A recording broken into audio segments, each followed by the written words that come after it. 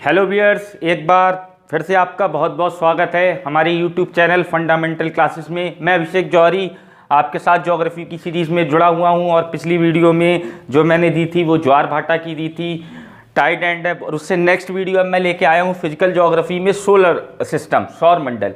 देखिए ये बहुत इंपॉर्टेंट टॉपिक है सौर मंडल। देखिए दो टॉपिक है, ब्रह्मांड और सौर मंडल। ब्रह्मांड के बारे में हम एक अलग वीडियो में डिस्कस करेंगे क्योंकि ब्रह्मांड से क्वेश्चन कुछ एग्जामों में ज़्यादा आते हैं, लेकिन सौर मंडल से जो क्वेश्चन है वो आपके हर एग्जाम में आपको मिलेंगे। आप टेट का पेपर दे रहे हो, आप किसी का दे रहे हो, क्योंकि ये बहुत सारे सब्जेक्ट को भी कवर करता है। जैसे ये ज्योग्राफी के साथ साथ इसका क्वेश्चन आपको पर्यावरण में भी मिल जाते हैं, इसके क्वेश्चन आपको सामान्य विज्ञान में भी मिल जाते हैं। तो काफ़ी एरिया को कवर करता है हमारा सौर मंडल।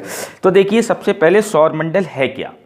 जैसे कि हम आज बात करने जा रहे हैं आकाश की, जहाँ चिड़िया चहचहाती हैं, हम रोज़ ऊपर देखते हैं कि सूरज निकल रहा है, चंद्रमा निकल रहा है, रात को तारे निकल रहे हैं। तो यही सब चीज़ें जो हमारी ब्रह्मांड और सौर मंडल है, लेकिन आज हमारा जो फोकस है वो सौर मंडल पे।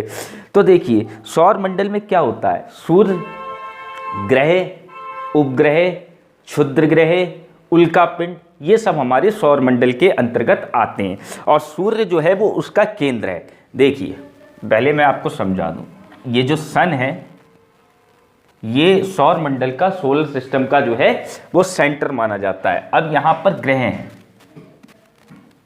वेडनेसडे या बुध हिंदी में लिख दें हम। ग्रह को मैं लिख दे रहा हूं मार्कर चेंज करके, उससे ये सन हो गया, ये बुध, शुक्र, पृथ्वी, मंगल,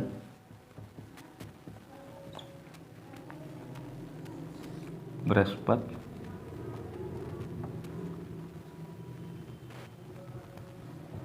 शनि,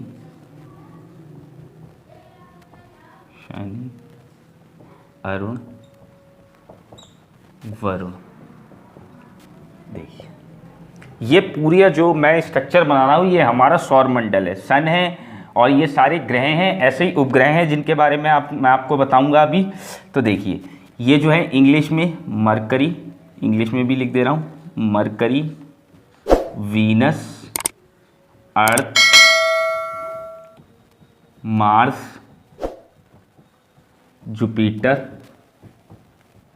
सैचुरन,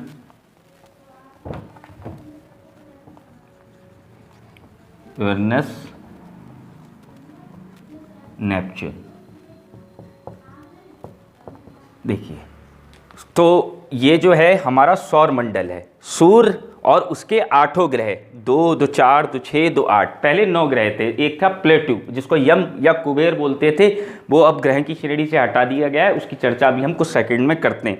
तो देखिए सूर्य जो है वो हमारे सौर मंडल का सेंटर माना जाता है और सारे ग्रह जो होते हैं वो सूर्य की परिक्रमा करते हैं। अब देखिए सूर्य जो है, अब आपको सबसे पहले एक चीज़ पता होनी चाहिए सौर मंडल को पढ़ने से पहले, तारे क्या होते हैं, ग्रह क्या होते हैं, उपग्रह क्या होते हैं, क्षुद्र ग्रह क्या होते हैं और उल्कापिंड क्या होते हैं। देखिए फिर हम बाकी सारी चीज़ों की बात करेंगे। तो एक एक चीज़ मैं आपको समझाता हूँ। तारे क्या होते हैं। तारे वो खगोलीय या आकाशीय पिंड हैं जिनमें अपनी एनर्जी और लाइट होती है।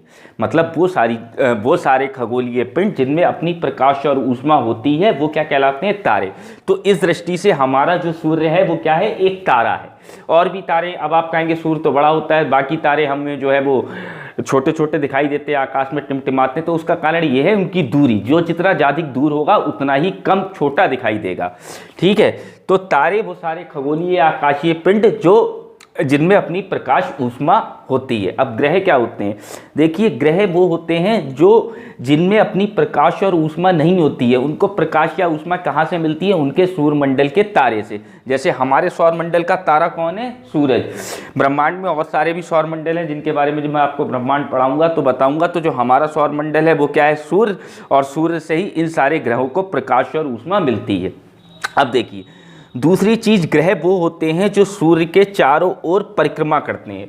क्या करते हैं, परिक्रमा करते हैं। सबका परिक्रमण काल होता है, जब मैंने पृथ्वी की गतियाँ बताई थी तब भी आपको ये चीज़ बताई थी, और साथ ही साथ रोटेट करते रहते हैं अपनी एक्सिस पे।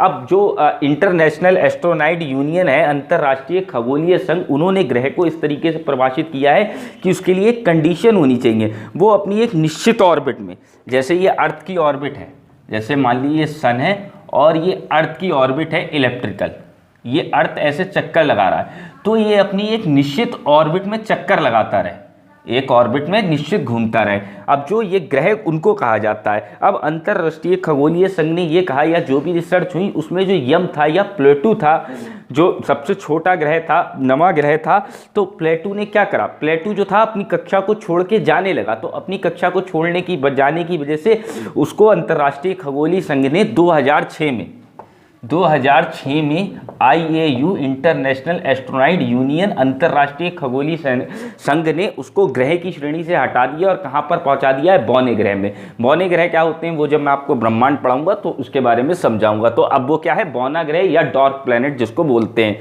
ठीक है। बाकी सारे जो सूर्य के चारों ओर परिक्रमा करते हैं वो क्या कहलाते हैं, ग्रह, और अपनी प्रकाश और ऊष्मा इनमें नहीं होता है। ये अपनी प्रकाश ऊष्मा अपने सौरमंडल के तारे से लेते हैं, और हमारा तारा कौन है, सूर्य। उपग्रह क्या होते हैं, देखिए इसको इंग्लिश में कहते हैं स्टार, इसको कहते हैं प्लैनेट, उपग्रह को करते हैं सैटेलाइट। अब हम बरेली के हैं, कभी आप बरेली आएंगे तो हमारे बरेली में एक सैटेलाइट हम आपको दिखाएंगे भी कहाँ पर है, ठीक है। लेकिन ये वाला सैटेलाइट थोड़ा अलग है, उसका नाम सैटेलाइट क्यों पड़ा उसके बारे में भी मैं आपको बताऊंगा। एक बस स्टैंड है हमारे यहाँ बरेली में सैटेलाइट। तो देखिए उपग्रह क्या होते हैं, जो जैसे ये अर्थ है, सन के चारों ओर चक्कर लगा रही है, ऐसे ही कुछ और छोटे छोटे पिंड हैं जो अपने ग्रह के चारों ओर भी चक्कर लगा रहे हैं, जो अपने ग्रह के चारों ओर घूमते रहते हैं, अपने प्लेनेट के चारों ओर घूमते रहते हैं। जब प्लेनेट के घूमेंगे तो अर्थ के, तो सन के तो घूमने ही लगे। तो उपग्रह किनको कहते हैं, बेखगोलीय पिंड जो ग्रहों की चारों ओर परिक्रमा करते हैं, वो क्या कहलाते हैं, उपग्रह। फॉर एग्जाम्पल के लिए जैसे पृथ्वी का एक उपग्रह समझ लीजिए चांद या चंद्रमा। तारे आपको समझ में आ गए, ग्रह आ गए, उपग्रह आ गए। देखिए क्षुद्र ग्रह या एस्ट्रॉइड्स इनको इंग्लिश में बोलते हैं, ये क्या होते हैं, क्षुद्र ग्रह। मंगल और जो बृहस्पति हमारा प्लेनेट है उसके बीच छोटे छोटे आकाशीय पिंड या खगोलीय पिंड परिभ्रमण करते रहते हैं। तो मंगल और बृहस्पति की जो ग्रह प्लेनेट की, मार्स और जुपिटर की जो बेल्ट है उसके बीच जो आकाशीय खगोलीय पिंड परिभ्रमण या परिक्रमण कर रहे हैं उनको ही कहते हैं क्षुद्र ग्रह। तो कई बार पूछा जाए क्षुद्र ग्रह क्या होते हैं, तो आपको बताना है मंगल और बृहस्पति के बीच, मार्स और जुपिटर के बीच जो छोटे छोटे खगोलीय पिंड हैं उन्हीं को क्या कहते हैं, जो परिभ्रमण और परिक्रमण कर रहे हैं, क्या कहलाते हैं, क्षुद्र ग्रह।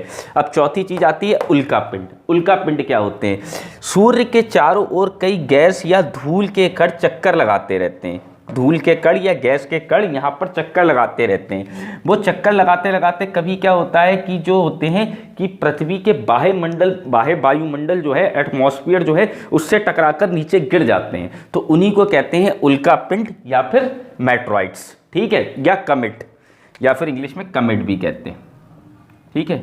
इसको कहते हैं एस्ट्रॉइड्स, ठीक है। इसको कहते हैं सैटेलाइट, इसको कहते हैं प्लैनेट, और इसको कहते हैं स्टार। देखिए तो यहाँ पर आप सौरमंडल समझ के, क्या है सौरमंडल, सूर्य, ग्रह, सूर्य, उसके सारे ग्रह और उपग्रह मिलाकर क्षुद्र ग्रह और उल्का पिंड मिलाकर किसका निर्माण करते हैं, सूर्य का, वो सौरमंडल का निर्माण करते हैं। सॉरी, अब मैंने ये चीज़ आपको बता दी कि ये पूरा हमारा सौरमंडल है। अब यहाँ पर आपको एक सन के बारे में, जब मैं तारों के बारे में पढ़ा रहा हूँ तब आपको सन की पूरी डिटेल बताऊंगा कि सन का स्ट्रक्चर कैसा होता है, उससे भी क्वेश्चन आता है। यहाँ पर हम बात करेंगे प्लैनेट्स की। तो देखिए ये जो मैंने प्लैनेट्स लगाए हैं ये सूर्य से दूरी के क्रम में लगाए हैं। मतलब यहाँ पर आप देख रहे हैं सूरज के सबसे पास में कौन सा प्लैनेट है, बुध, मरकरी। ये पूछा जाता है सूर्य के सबसे पास में प्लैनेट कौन सा है, तो बुध। सूर्य से सबसे दूर सा प्लैनेट कौन है, वरुण। दूरी के हिसाब से जो पृथ्वी हमारी है वो सूर्य से कौन से स्थान पर है, तो बुध, शुक्र, पृथ्वी आप देख रहे हैं कौन से नंबर पे, तीसरे नंबर पे। और एक चीज अभी ये जो लगा हुआ है वो दूरी के हिसाब से लगे, दूरी का क्रम, दूरी का क्रम। तो ये इसकी स्क्रीनशॉट ले लीजिए। ये पूछा जाता है कि दूरी के हिसाब से कौन सा सूर्य के सबसे नज़दीक है, या पृथ्वी किन दो ग्रहों के बीच है, या मंगल और बृहस्पति के बीच जो ग्रह हैं वो क्या कहलाते हैं, या बृहस्पति क्या है, या शनि क्या है, या यहाँ से आप देखें तो सूर्य से सब अधिकतम दूरी पे कौन सा प्लेनेट है, वरुण प्लेनेट या नेपच्यून प्लेनेट है, उसके दूसरे पे अरुण है, फिर शनि है, फिर बृहस्पति है। अब देखिए और क्या क्वेश्चन पूछा जाता है कि अगर हम देखें तो ये जो बुध से मंगल के बीच के ग्रह हैं इनको कहते हैं आंतरिक ग्रह, आंतरिक या पार्थिव ग्रह। यह ऑब्जेक्टिव पूछा जाता है पार्थिव ग्रह क्या होते हैं, तो आपको बताना है बुध से लेके मंगल तक जो ग्रह हैं, बुध शुक्र पृथ्वी मंगल यानी मरकरी वीनस अर्थ मार्स, ये जो प्लेनेट है वो कौन से प्लेनेट है, आंतरिक ग्रह कहलाते हैं या पार्थिव ग्रह कहलाते हैं। और अगर आप बृहस्पति से लेके वरुण की बात करेंगे तो ये कहलाते हैं जोवियन ग्रह। कौन से ग्रह कहलाते हैं, जोवियन। जोवियन का मतलब होता है जुपिटर से लिया गया यानी बृहस्पति के समान। ये कौन से कहलाते हैं, जोवियन ग्रह या आउटर प्लैनेट, बाह्य ग्रह। ये इंटरनल प्लैनेट कहलाते हैं, ये पूछे जाते हैं जोवियन ग्रह या एक्सटर्नल प्लैनेट। अब आपको ऑब्जेक्टिव कैसा आएगा कि अरुण कैसा ग्रह है, इंटरनल प्लैनेट है या एक्सटर्नल प्लैनेट है, या एक्सटर्नल प्लैनेट की जगह जोवियन ग्रह नाम दे दे या पार्थिव ग्रह नाम दे दे। तो आपको ध्यान रखना है बृहस्पति से जो वरुण तक की बेल्ट है वो कौन सी है, जोवियन प्लैनेट की है, और मरकरी से लेके मार्स तक की जो ये पूरी प्लेट है ये कौन सी है, पार्थिव ग्रह या इंटरनल प्लैनेट। तो ये दूरी के क्रम पे अगर आपसे पूछा जाता है तब आप ऐसे बताएंगे, लेकिन कई बार वो पूछता है आकार के क्रम में, आकार के क्रम में कि आकार के क्रम में आप बताइए कि साइज के हिसाब से सबसे बड़ा प्लैनेट कौन है, साइज के हिसाब से सबसे छोटा प्लैनेट क्या है। तो ये सारे क्वेश्चन कैसे आते हैं मैं आपको बताता हूँ। देखिए अब हम इसको हटाते हैं, अब हम आकार के हिसाब से लगाते हैं ग्रहों। देखिए जो पार्थिव ग्रह होते हैं वो शैल, और शैल हो गई मतलब धातुओं से बने होते हैं या फिर चट्टानों से बने होते हैं, लेकिन जो जोवियन ग्रह होते हैं वो गैसीय फॉर्म में होते हैं। किस फॉर्म में होते हैं, गैसीय फॉर्म में। ठीक है, ये जो होते हैं इसीलिए यहाँ पर जो है वो जीवन की खोज वगैरह करी जा रही है। ठीक है, अब देखिए आकार के हिसाब से अगर हम लगाते हैं तो आकार के हिसाब से देखिए सबसे बड़ा ग्रह है जुपिटर या बृहस्पति, जुपिटर या बृहस्पति। ये आपसे क्वेश्चन पूछा जाता है, जुपिटर या बृहस्पति। आकार के हिसाब से सबसे बड़ा ग्रह कौन सा है, जुपिटर या बृहस्पति। इसके बाद अगर हम क्रमबद्ध तरीके से इसको लगाते जाएं तो इसके बाद आता है शनि, फिर आता है अरुण, सैचुरन, यूरेनस और नेपच्यून। उसके बाद वरुण, जुपिटर, शनि, अरुण, वरुण, पृथ्वी, उसके बाद शुक्र, उसके बाद मंगल और उसके बाद बुध। तो ये साइज के हिसाब से भी आपको ध्यान रखने पड़ेंगे। सबसे कम से कम इतना तो ध्यान रखिएगा, सबसे बड़ा प्लेनेट कौन सा है, जुपिटर, सबसे छोटा प्लेनेट कौन सा है, मरकरी। और सूरज के हिसाब से बात करें तो बुध सबसे नज़दीक है लेकिन आकार में सबसे छोटा है। तो ये क्वेश्चन आपको ध्यान रखना है, ये पूछा जाता है कि क्रम में लगाइए या आकार के हिसाब से क्रम में लगाइए, नहीं तो आपको इतना तो एटलीस्ट पता ही होना चाहिए सबसे बड़ा प्लेनेट कौन सा है, पृथ्वी, और सबसे छोटा प्लेनेट कौन सा है साइज की दृष्टि से, बुध। या फिर ये क्वेश्चन पूछा जाता है सबसे ज़्यादा, बाकी ग्रहों के बारे में तो आपको नहीं पूछा जाएगा, ये आपसे पूछा जाता है कि जो आकार के हिसाब से पृथ्वी कौन से नंबर पे। तो देखिए फर्स्ट, सेकेंड, थर्ड, फोर्थ। तो आकार के हिसाब से अगर दूरी के हिसाब से हमने देखा था तो पृथ्वी कौन से नंबर पे आ रही थी, तीसरे नंबर पे। अर्थ के बारे में जरूर ध्यान रखिएगा। और आकार के हिसाब से जो पृथ्वी है वो कौन से नंबर पे आ रही है, 5वें नंबर पे। तो ये तो आपके बेसिक क्वेश्चन पूछे जाते हैं। अब हम बात करेंगे एक एक प्लेनेट की।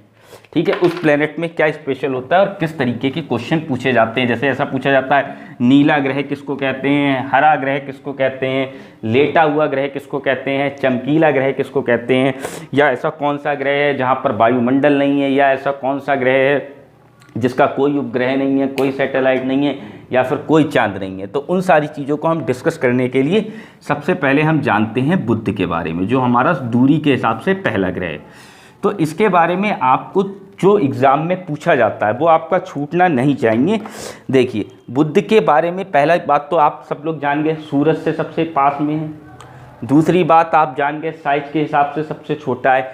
तीसरी चीज़ ये आप ध्यान रखिए कि बुध ऐसा ग्रह है जहाँ पर वायुमंडल नहीं, एटमॉस्फेयर नहीं, बुध में वायुमंडल या एटमॉस्फेयर नहीं है मरकरी पे। दूसरी चीज़ आपको बुध से रिलेटेड क्या ध्यान रखनी है, बुध से रिलेटेड आपको ध्यान रखनी है इसकी जो परिभ्रमण गति है,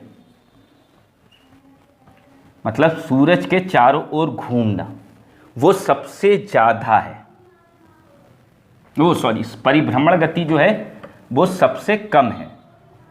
मतलब जैसे आप देखते हो कि पृथ्वी जो है वो सूरज का चक्कर कितने टाइम में लगा देती है, 365 दिन, 365 1/4 डेज में। लेकिन जो बुध है वो सूरज का चक्कर जो है वो परिभ्रमण गति यानी 88 दिन है, मात्र 88 दिन में पूरा सूरज का चक्कर लगा लेती है। तो इस हिसाब से अगर आप देखते हैं कि जो प्लैनेट सन के अराउंड घूमते हैं उसी से उस प्लैनेट की ईयर डिसाइड होता है। जैसे कि हमारे यहाँ 365.5 है, तो लगभग 1 साल 365 दिन में पूरा होता है। और बुध में जो सबसे छोटा साल हो जाएगा, कितना हो जाएगा, 88 दिन का साल हो जाएगा। 88 दिन में वो पूरा रोटेट कर जाएगी। तो बुध के बारे में आपको ध्यान रखना है, वायुमंडल नहीं है, परिभ्रमण गति जो है या परिभ्रमण समय जो है, गति ना लिखकर परिभ्रमण समय लिखें, वो सबसे ज़्यादा कम है। दूसरा क्वेश्चन ये पूछा जाता है।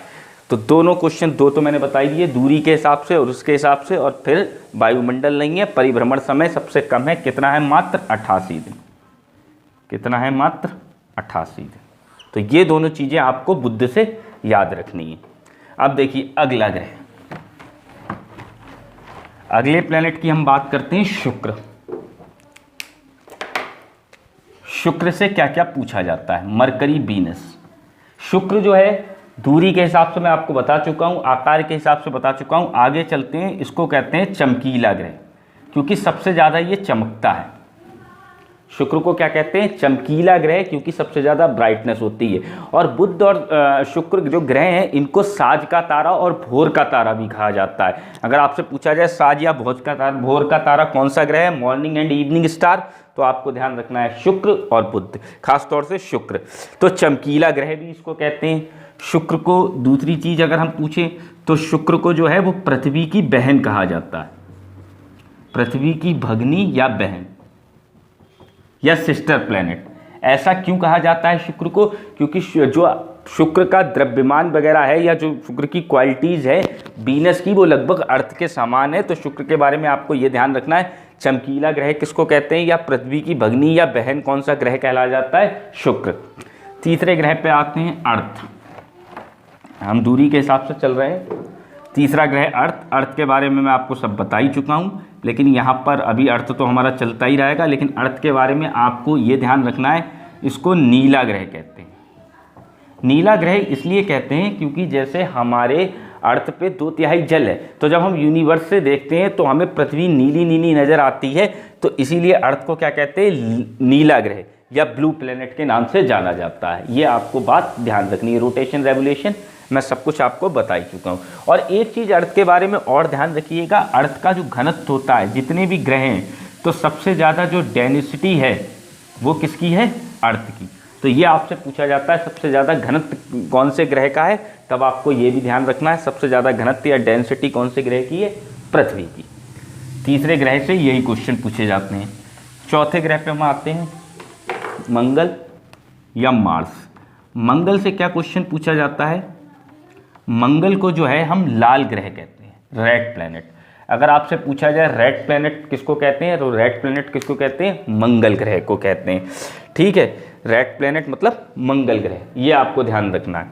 ठीक है, आगे हम बात करते हैं अगला हमारा प्लैनेट। अब ये तो सारे हमारे पार्थिव ग्रह हो गए। बृहस्पति या जुपिटर।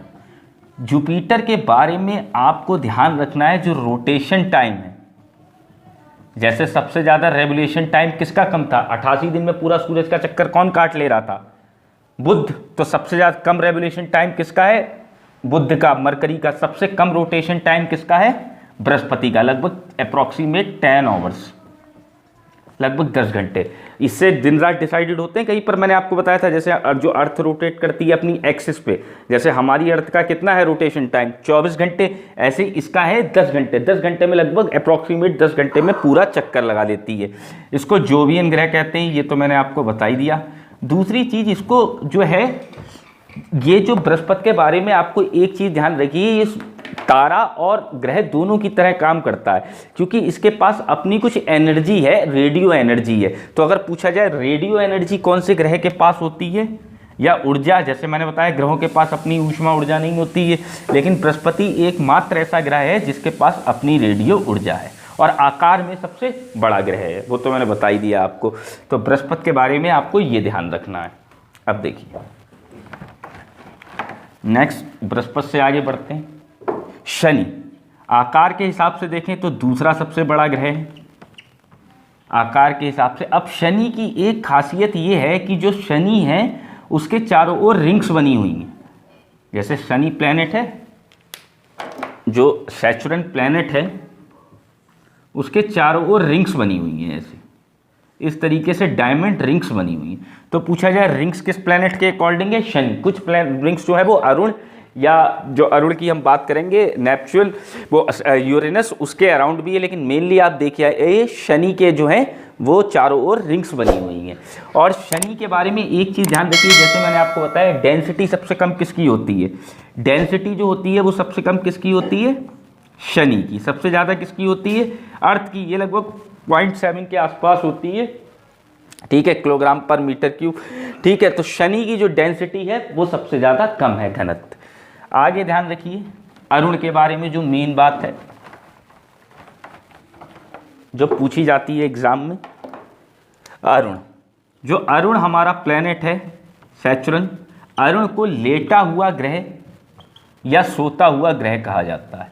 लेटा हुआ ग्रह या सोता हुआ ग्रह, स्लीपिंग प्लेनेट किसको बोला जाता है, या लेटा हुआ ग्रह किसको बोला जाता है? अरुण को। ऐसा क्यों बोला जाता है? देखिए जैसे हमने देखे थे कि हर चीज़ की हम बात कर रहे हैं कि प्लैनेट्स का अपना अक्षीय झुकाव है कुछ ना कुछ। जैसे हम जब आपको अर्थ पढ़ाई थी तो हमने बोला था कि जैसे अर्थ है वो भी सीधी नहीं है, लगभग अपने एक्सिस से 23.5 डिग्री के आसपास झुकी हुई है अर्थ। लेकिन अगर हम अरुण की बात करते हैं तो अरुण इसलिए है क्योंकि ये अपनी एक्सिस से 97 डिग्री झुका हुआ है अप्रॉक्सीमेट। तो अब 97 डिग्री मतलब किसी आदमी को सीधा खड़ा होना चाहिए, लेकिन वो गिरा जा रहा है ऐसे, तो इसीलिए इसको क्या बोला जाता है? लेटा हुआ ग्रह। तो आपसे पूछा जाए लेटा हुआ ग्रह किसको कहते हैं या सोता हुआ ग्रह किसको कहते हैं? अरुण को। अब बात करते हैं अगला ग्रह वरुण। देखिए वरुण का जो रेवुलेशन टाइम है, जो रेवुलेशन टाइम है वो सबसे ज़्यादा है। जैसे सबसे कम किसका है? बुध का है, 88 दिन में कर लेती है, हमारी पृथ्वी 1 साल में कर लेती है। इसी तरीके से वरुण को सूरज का एक चक्कर काटने में लगभग 165 साल लग जाते हैं अप्रॉक्सीमेट। तो अगर पूछा जाए सबसे ज़्यादा भी मैं लिखवा भी दूंगा, परिभ्रमण काल किसका है? तो वो वरुण का है। इसको हरा ग्रह भी कहते हैं। पूछा जाए ग्रीन प्लैनेट किसको कहते हैं? तो ग्रीन प्लैनेट वरुण को कहते हैं, ठीक है। तो ये आपकी मुख्य चीज़ें हो गई जो ग्रहों से आपके वनडे एग्जाम में पूछी जाती हैं। अब देखिए क्षुद्र ग्रहों के बारे में मैंने आपको बता दिया। अब जैसे और क्या पूछा जाता है यहाँ से, देखिए जैसे मैंने आपको बताया उपग्रह या सैटेलाइट क्या होती हैं। तो मैंने कहा कि सैटेलाइट वो होती हैं जो अपने प्लेनेट की चारों ओर चक्कर काटती रहती हैं। तो बुध जो है, बुध और शुक्र का एक भी उपग्रह नहीं है, ये आपको ध्यान रखिए। ऐसा पूछा जाता है कि कौन सा ग्रह ऐसा है जिसका कोई चांद नहीं है, ठीक है, या कोई उपग्रह नहीं है। तो बुध और शुक्र के उपग्रह कितने हैं? 0, ठीक है। पृथ्वी का एक मात्र उपग्रह है, हमें पता है क्या? एक ही नेचुरल प्राकृतिक सैटेलाइट जो है वो एक ही है, वो क्या है? चंद्रमा, जिसको हम एक क्लास में आपको चंद्रमा के बारे में, चंद्रयान 2, चंद्रयान 1 क्या था, जो 2019 में चंद्रमा पे रोवर क्या है, लैंडर क्या है, ऑर्बिटर क्या है, उन सबका एक अलग से वीडियो बनाएंगे चंद्रयान 2, उसके इसरो के बारे में भी आपको तब बताएंगे, ठीक है। बुध शुक्र के कितने हैं? 0। सर्वाधिक उपग्रह किसके हैं ये पूछा जाता है, सर्वाधिक चांद किसके हैं या सबसे ज़्यादा सैटेलाइट्स किसकी हैं। तो देखिए सबसे ज़्यादा जो सैटेलाइट है पहले बृहस्पति की थी, लेकिन थोड़ा सा मैंने कहा अपडेट रहा करिए हर चीज़ में। अब जो है सर्वाधिक सैटेलाइट जो है वो शनि की हो गई। सर्वाधिक उपग्रह किसके पास है? शनि के।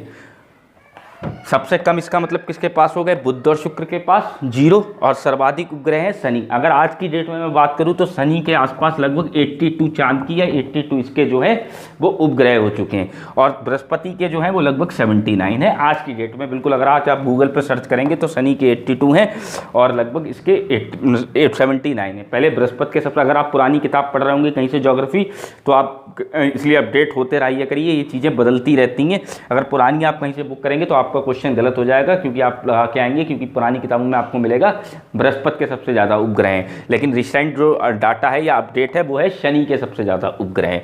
तो ये क्वेश्चन जो है वो हमारे यहाँ से पूछे जाते हैं, इससे बाहर जो है वो आपको प्लैनेट, सैटेलाइट, इसके बारे में इससे बाहर क्वेश्चन नहीं मिलेगा। ठीक है, तो वीडियो अगर अच्छी लगी हो तो इसको लाइक करें, सब्सक्राइब करें। एक मैप जो है चंद्रमा के बारे में, चंद्रमा उपग्रह मैंने यहाँ पर डिस्कस नहीं किया है, एक चंद्रमा उपग्रह के बारे में मैं वीडियो लेके आऊँगा, उसमें आपको चंद्रमा की पूरी फेजेस, उसका रोटेशन, रेवोल्यूशन और उसका जो चंद्रयान 1 था, चंद्रयान 2 था, दोनों के बारे में डिस्कस करेंगे हम नेक्स्ट वीडियो में, और यूनिवर्स के बारे में।